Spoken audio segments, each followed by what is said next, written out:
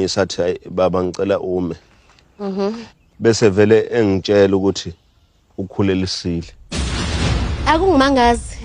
Yabona le yiyo le eyenza ukuthi angapheli ezikolweni.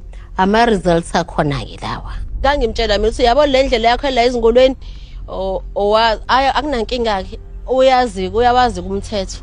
Uma cela uthini umthetho? Uma kwathiwa nje khona ingane ukhulelisile akaphiki akavumi uneutral silinda igazi. I hope nalowo muntu lo amkhulelisiwe uyawazi umthetho.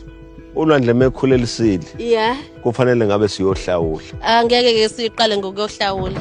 Umuzi nomthetho wakhona bakithi. Okay, fanele senze njani? Owakamaceleke usho kanjalo. Uhlawula kanjani singane noma hlawule ingane yethu noma hlawule ingane yakobanye abantu?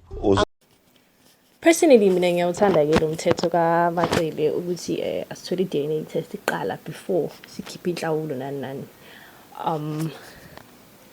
Kukangaki nje emndenini sizwe ukuthi hey ubani uhlawuliwe ubani ingane ubhuti wethu wenzani only to find out later ukuthi ingane akuyona yala ekhaya waseqaleni.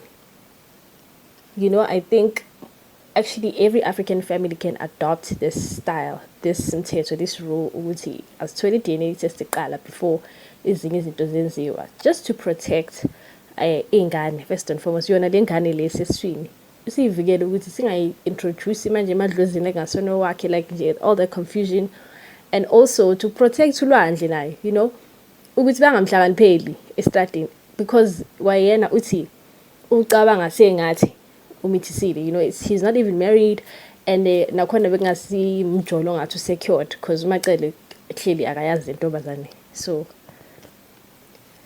nje kuyacaca wamuhle lo mthetho. I wonder kuzenzakalani. Guys, please like the video, please subscribe to my channel, guys. On the road to 500k subscribers, please subscribe to my channel. Danko.